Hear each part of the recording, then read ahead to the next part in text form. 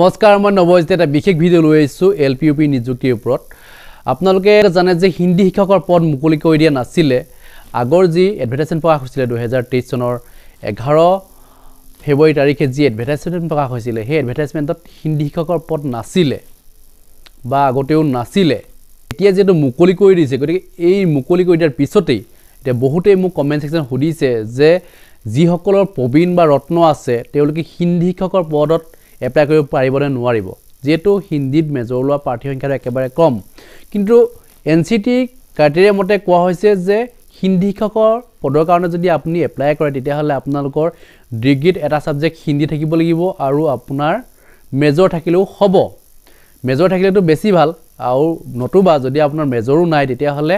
আপোনাৰ ডিগ্ৰীৰ এটা সাবজেক্ট হিন্দী থাকিব লাগিব তেতিয়াহে আপুনি হিন্দী শিক্ষকৰ পদৰ কাৰণে এপ্লাই কৰিব পাৰে এতিয়া যি সকলৰ হিন্দী এটা সাবজেক্ট হিচাপে নাই পাস কোৰ্স হিচাপে হলো তেখেলকৰ নাই তেওঁলোকে যদি হিন্দী শিক্ষকৰ পদত যদি এপ্লাই কৰে তেতিয়া তেওঁলোকে চাকৰিটো নাপাব এটো এনসিটি ক্ৰাইটেৰিয়া এই ক্ৰাইটেৰিয়াটোক লৈ বহুতে ইতিমধ্যে হাইকোৰ্টটো কৰিলে আৰু ইতিমধ্যে হিন্দী শিক্ষকৰ পদসমূহ মুকলি কৰি নাছিলে সেই হাইকোৰ্ট কৰাৰ পিছতে কাৰণ প্ৰবীণ ৰত্ন সকলে হাইকোৰ্ট কৰিছিলে মানে তেওঁলোকে এপ্লাই কৰিবৰ সুযোগ বিচাৰিছিলে কিন্তু তেওঁলোকৰ সুযোগ এই কাৰণে দিলে যে তাত এডভাৰটাইজমেন্টত সেই ক্ৰাইটেৰিয়াটো নাই প্ৰবীণ ৰত্ন সম্পৰ্কে কোনো কথা এটা লিখা নাই যে তেওঁলোকে এপ্লাই কৰিব পাৰিব বুলি এতিয়া কথা হ'ল যে প্ৰবীণ ৰত্ন সকলে কিন্তু হাই স্কুলত পাৰে তেওঁলোকে হাই স্কুলত এপ্লাই কৰিব পাৰিব এতিয়া হাই স্কুলৰ যেটো 7260টা পদ যেটো মুকলি কৰি দিছে সেই পদত তেওঁলোকে এপ্লাই কৰিব পাৰিব প্ৰবীণ ৰত্ন সকলে কিন্তু ইউপিত নোৱাৰে ইউপিত এপ্লাই কৰিব নোৱাৰে এটা কাৰণ নোৱাৰে যেটো তাত হেড ক্ৰাইটেৰিয়া নাই এতিয়া কথা হ'ল যে যি সকলে ইতিমধ্যে প্ৰবীণ ৰত্ন লৈ পাস কৰি থৈছে তেওঁলোকে যদি হিন্দী শিক্ষকৰ পদৰ কাৰণে এপ্লাই কৰিম বুলি ভাবিছে তেওঁলোকে কিন্তু নোৱাৰিব এই কথাটো যদিও আপোনালোকে নাজানে বা যি সকল জানে তেওঁলোকে শেয়াৰ কৰি দিব কাৰণ তেওঁলোকে এই ভুলৰ কাৰণে কি হ'ব তেওঁলোকে পাবলগীয়া চাকৰিটো নাপাব তেওঁলোকে বেলেগ পদত এপ্লাই কৰিব পাৰে কিন্তু তেওঁলোকে তাত নকৰি পেলাই কি কৰিব হিন্দী শিক্ষকৰ পদত এপ্লাই কৰি দিব কাৰণ তেওঁলোকৰ প্ৰবীণ ৰত্ন আছে গতিকে এইটো ডাঙৰ এটা ভুল এই ভুলটো যদি কৰে তেতিয়া হলে আপোনালোকে এটা চাকৰিৰ পৰা বঞ্চিত হ'ব আপুনি এসিস্টেন্ট টিচাৰ পদত এপ্লাই কৰিব পাৰিলেহেঁতেন নকৰিব কি কৰিব আপুনি হিন্দী শিক্ষকৰ পদত এপ্লাই কৰিব গতিকে সেই কাৰণে মই এই কথাখিনি আগতেকৈ আপোনাক জনাই দিছো যেটো 2 জানুৱাৰী তাৰিখৰ পৰা যেটো ওয়েবসাইট মুকলি কৰি দিব আপোনালোকে পাৰিব এপ্লাই কৰিব কিন্তু আপোনাক লগালগ এপ্লাই নকৰিব যিখিনি ক্ৰাইটেৰিয়া দিয়া থাকিব সেইখিনি ভালকে পঢ়ি শুনিহে আপুনি এপ্লাই কৰক ভুলকে যদি এপ্লাই কৰে তেতিয়া হলে আপোনাৰ আকৌ পোৱা চাকৰিটো আপুনি হেৰুৱাব গতিকে আমাক বহুতেই কমেন্টত লিখি থাকে যে মোৰ এইখিনি ভুল হ'ল মোৰ নাম ভুল হ'ল কাৰোবাৰ আকৌ টোটাল নম্বৰটো উলিয়াই দিয়া ভুল হ'ল মানে পাৰ্চেন্টেজটো উলিয়াই দিয়া ভুল হ'ল এনেকুৱা বহু তেওঁলোকৰ সমস্যা আছে এই সমস্যাবিলাক আমি যেটো নাইকিয়া কৰিবৰ কাৰণে চেষ্টা কৰো কিন্তু বহুতে ভিডিও নাচায় তেওঁলোকে এই সমস্যাত কাৰোবাৰ কথা কিছন শুনি পেলাই তেওঁলোকে ভিডিও নাচায় তেওঁলোকে কিছুমান মানুহে কৈ দিয়ে যে এটো কৰিলে হৈ যাব আপোনালোকে টেনচন ল'ব নালাগে কোনো ইউটিউবৰ ভিডিও চাব নালাগে কিন্তু কথা হ'ল যে ইউটিউবাৰ সকলে বিপদে পৰিচালন নকৰে কিন্তু পৰিচালন কোন সকলে কৰে কিছুমান নজনা কিছু ব্যক্তিয়ে সেই মাজতে হুমাই মেলি তেওঁলোকক গণ্ডগোল লগাই দিয়ে গতিকে কথাখিনি আপোনালোকে ভালকে বুজি ল'ব তাৰ পিছত আপোনালোকে মোলে ফোন নকৰিব যদি মই আপোনাৰ ভিডিও চোৱা নাছিলো এই কথাটো মোক নকবই মানে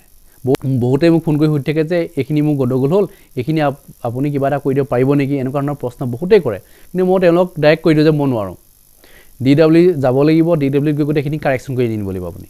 কিন্তু এতিয়া অনলাইন প্ৰসেছত আপোনালোকে অনলাইন কৰোতে যদি ভুল কৰি দিয়ে আৰু নেক্সট বাৰ আপুনি অনলাইন কৰিব নোৱাৰে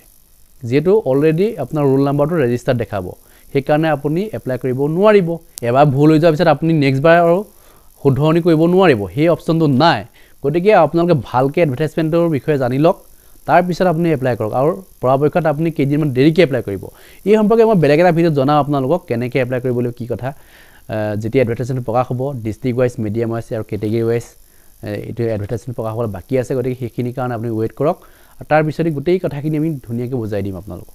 এতিয়া কথা হ'ল যে প্ৰবীণ ৰত্ন সকলে যেটো এপ্লাই কৰিব নোৱাৰে এই কথাখিনি নিশ্চয় বুজি পাইছে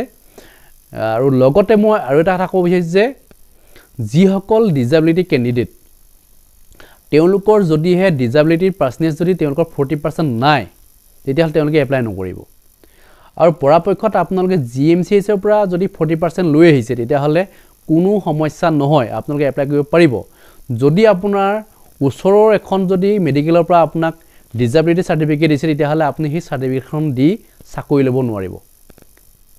এলপি হওক বা ইউপিতে হওক আপুনি চাকৰি ল'ব নোৱাৰিব নিশ্চয় কথাখিনি বুজি পাইছে যে পূৰ্বতে বহুতেই এই ক্ষেত্ৰত কথাখিনি জানিও ভুল কৰে আৰু নেক্সট বাৰ তেওঁলোকে এপ্লাই কৰি আকৌ চাকৰিও হেৰুৱাইছে তেওঁলোকে পোৱা নাই চাকৰি আজি তাৰিখতো যে তেওঁলোক ৰাখি দিছিলে জবাৰ এপইন্টমেন্ট তেওঁলোক ৰাখি দিছিলে কিছুমানক দিলে যিসকলৰ ডিসেবিলিটি 40% আছে তেওঁলোকক দিছে কিন্তু যিসকলৰ নাই 40% যিসকলে ফেককে 40% উলিয়াই মিলি তেওঁলোকে দিছিলে যি নেকি তেওঁলোকৰ 0% আছে কাৰোবাৰ 1% কাৰোবাৰ 2% সেই সকলে ডিসেবিলিটি সার্টিফিকেট উলিয়াই মিলি তেওঁলোকে দি দিছিলে কিন্তু যেতিয়া জিএমসি আছে তেওঁলোক পৰীক্ষা নিৰীক্ষা কৰিলে তেতিয়া ধৰা পৰি গ'ল গতিকে জিএমসি আইছলে পৰীক্ষা নিৰীক্ষা কৰিবলৈ যোৱাটো আপুনি নিবিচাৰিব আৰু সেইখিনি বিচাৰিবলৈ গলেই আপোনাৰ কি হ'ব আপুনি ধৰা পৰিব আৰু জেলতো যাব লগা হ'ব পাৰে যেটো তেওঁলোকে সেই শাস্তিটো লাভ কৰিবই গতিকে এবাৰ দুবাৰ আপোনালোকে ভুল কৰিব আকৌ নেক্সট 3 নম্বৰ বা ভুল নকৰিব এটা বহুতেই এইখিনি ভুল কৰাৰ ফলত তেওঁলোকে পোৱা চাকৰিটো হেৰুৱাইছে তেওঁলোকে তো অন্য এটা পদত এপ্লাই কৰিব পাৰিলেহেঁতেন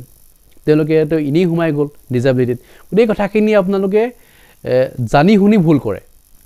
গতিকে মই আগতেই কৈছো আপোনালোকে এইখিনি ভুল যাতে নকৰে আৰু নেক্সট যদি কিবা আপোনালোকে জানিবলগীয়া আছে নিশ্চয় কমেন্ট সেকশনত লিখিব মই নেক্সট এটা ভিডিঅত আপোনাক ধুনীয়াকৈ বুজাই দিম ধন্যবাদ জয় অসম